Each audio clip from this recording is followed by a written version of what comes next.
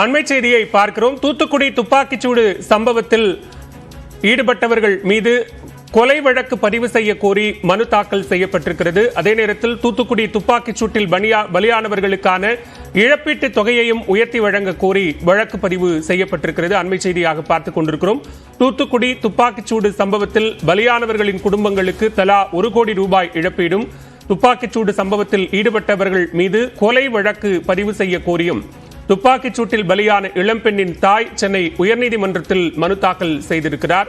இது தொடர்பான அண்மை செய்தியை பார்த்துக் கொண்டிருக்கிறோம். அதே நேரத்தில் அருணா ஜெகதீசன் ஆணைய பரிந்துரை அடிப்படையில் நடவடிக்கைகள் எடுக்கப்பட வேண்டும் என்றும் மனுதாரர் தனது மனுவில் கோரிக்கை விடுத்திருக்கிறார்.